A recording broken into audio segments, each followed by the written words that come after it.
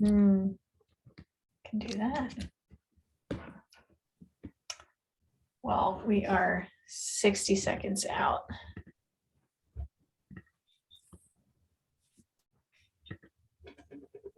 All right, that's it. It's time.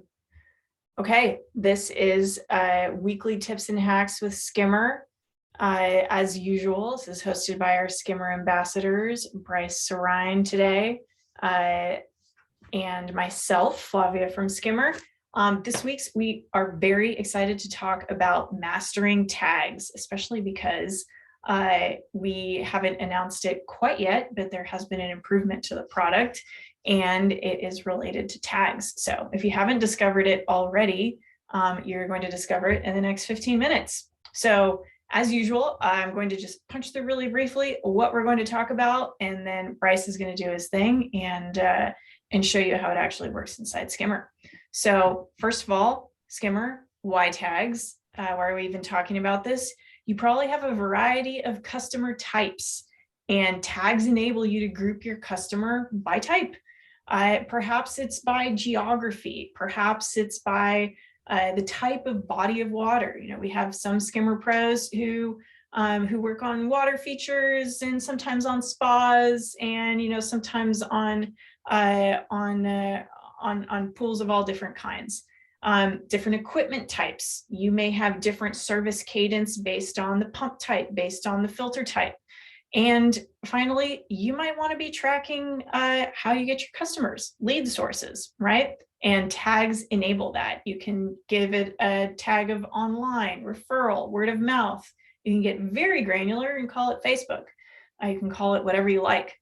And so once you have customers tagged by these qualities, you can then communicate with just those customers that have those qualities using our broadcast email feature, and remind people that it's time for a certain type of filter clean.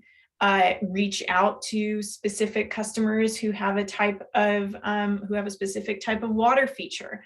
And the other thing tags enable you to do is analyze as a pool pro specific groups of customers.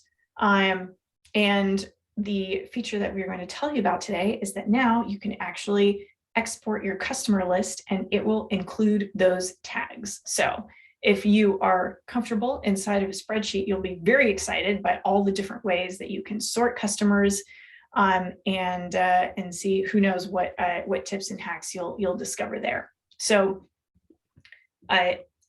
how do tags work? Really simple. Tags are attached to individual customers. When you have a customer, they might have multiple service locations and multiple bodies of water. Right now, tags are affiliated only with the customer. Tags can be searched on the customer page for quicker filtering, and tags can be targeted, as I mentioned, or omitted from the broadcast email page. So you can really pick and choose who receives what kind of communication. And tags can be created kind of on the fly or in general settings.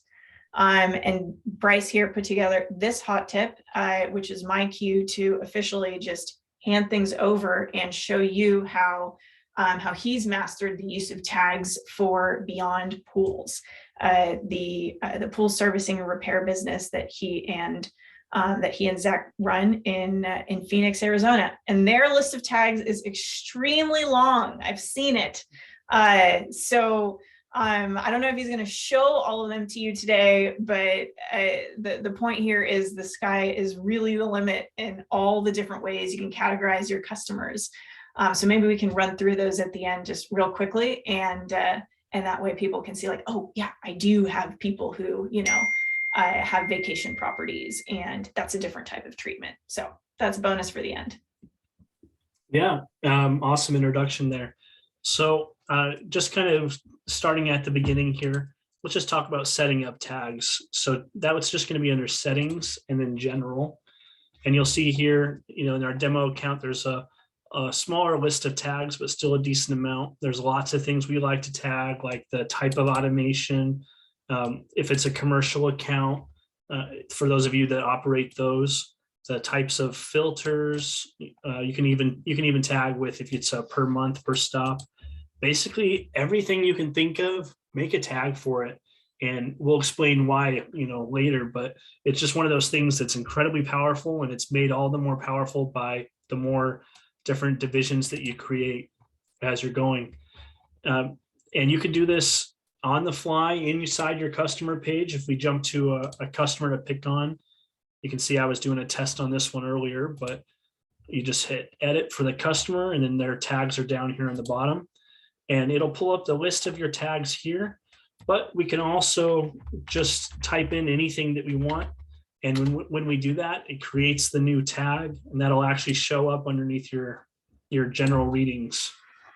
Now you'll see the reason I talk about that tip where you can actually change things on the fly. You can see the one that I just made is going to be in here if I saved it right.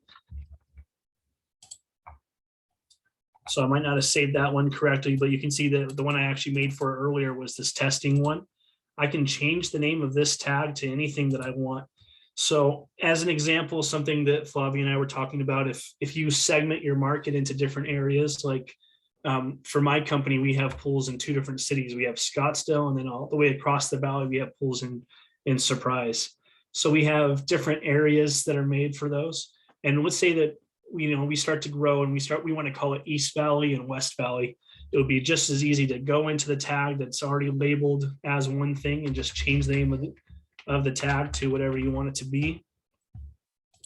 And that'll change the name of that tag and all of your different customers that it's assigned to. And it'll just now show up as that one there. So if we jump back to our customer list, you can search for all customers with that tag. You can actually do the opposite as well. You can search for anyone who does not have a specific tag. So if I wanted to send if I want to see a list of customers who don't have sand filters, so I'm just looking at cartridge and DE filters, I can subtract all of my sand filters and look at our list just like that, which is pretty cool if you want to generate a list, but probably the reason you're doing that is more about communication. And that's where you can jump into something like the broadcast emails feature. And now we can create a new broadcast and jump down to the customers with these tags. And again, you could choose doesn't have a tag. You can target people who have multiple tags. That's what has all is. So if they had, Hayward equipment and we got them from this lead source, that doesn't generate anybody for me, but with that exact thing. So let's create a different one. Let's say, if we select labor per month, it gives us a list here. And now I'm able to just send all of those people a message, which can be great for, again, when we talk about like the filter cleans is an easy one for us to do. So I could send everyone that has a cartridge filter an email at once, getting them, making them aware of routine maintenance that's going to be required. You can do it for different rates. You can see here I have it broke out into rate categories, but we've also done it with actually like rate dollar amounts or different types of service. So then when you go to send out rate increases, you can send out a message to everyone whose rate was previously X amount, and you're going to increase it to by $10 or whatever fixed amount you increase it to. You can send everyone a message all at once, letting them know about the change pretty effortlessly, just copying and pasting your emails. And you can send one mass email to all of the people in that category. And like Flavia said, it's one of those things that can be incredibly powerful, and I can go on and on about different functions of it. And I don't think that we found them all, but I can pull up, this is for my service account, our tag list here. You can see we like to mark why customers are inactive now. So if it's service issues or whatever else, we're able to search, and I can pull up a complete list of everyone who's canceled our service, not only by, if they've canceled our service, but also for what reasons. Yep, we can go even deeper to the different filters types. I don't have all filter types on here, but our most common, I don't have quad DE filters are somewhat common. And I probably should add that one. So I'll get in touch with my office on that. Oh man, I like that. I think it's cool that you have identified lead source. It's clear that you've bought some routes. I'm sure you've sold some routes in the past too. And I can Yeah, imagine, if you've bought a route, what's one of the first things you want to do? Let people know that they have a new service provider, right? And send them an exactly. email and, hey, we're beyond pools and this is what we're going to be doing for you. Yep. And then, like you said, it gives us an opportunity to track those different, like Amazon was a pool service where the gentleman that was working, he actually broke his back. So we took over those pools for him, make his life a little bit more manageable, obviously. And I'm able to go and trace those leads back and see how many of those pools were still operating, and if we've lost them, things of that nature. And also, just word of mouth, people that give us references. Sun Pool is our retail store that we have in Scottsdale. So it just helps me track all these different lead sources and make sure that we're spending the money where we should be when we're doing our advertising. I talked about the different locations. I actually have 3 here, but it's pretty easy again for us to change those. I even include things like the billing plan. If most of my customers, we bill on the 1st, but we do have a handful that pay mid-month.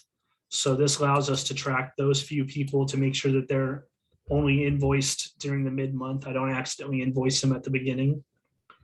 We also track people who are on auto pay, so I make sure I set it up and run their cards. The different pump types. You can see I said, my list does go on and on, even tracking the year that we acquire the pools and the different service types. And honestly, we're adding stuff to it all the time. I'd love to hear from you guys too, as you come up with your different ideas on how you want to track the different sanitizers or whatever comes to mind. Let me know what you come up with too, because it's all going to give us more power in the end. So Yeah, I think it's cool to understand what you track and why, right? Is it for communication purposes? Is it for analysis purposes? Is it because really you're in the business of kind of building and selling routes, right? And that's something that you want to keep track of. Bryce, have you given any thought to what you want to do when you export your customer list and all their tags? Any fun analysis you think you can do in there?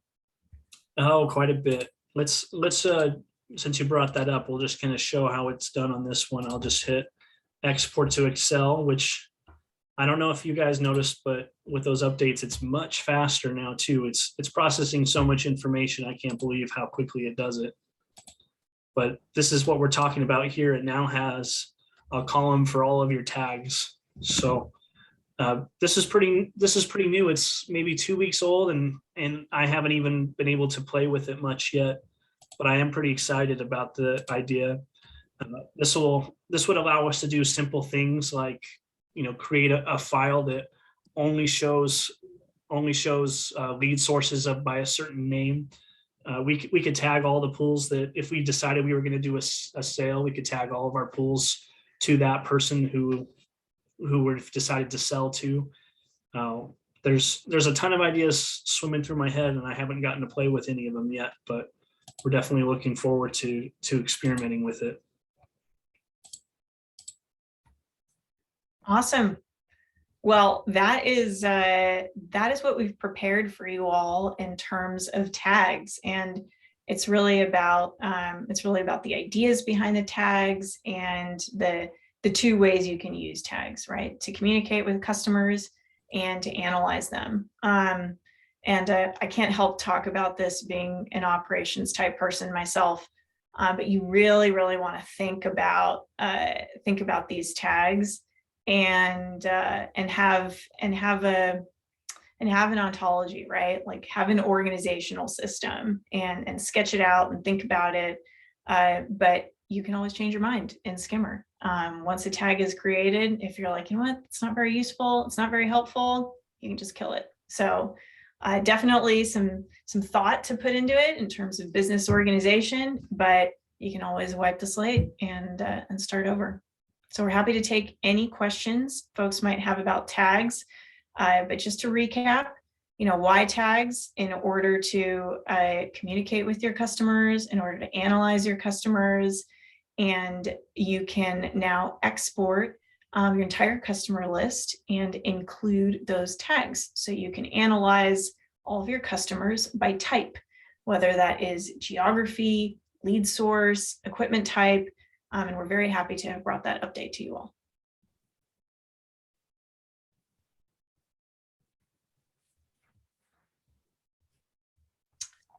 Well, fantastic. Bryce, I think we've overwhelmed them with all of the tags that you use. Yeah, I think this might be something that, I always got to throw this out there at people. Yeah. That you don't have to do everything all at once. Yeah. Ease into it. Think of something small. Right now we're going into the summer. Tag all of your people who are seasonal customers that they call up, that aren't going to be with you year round.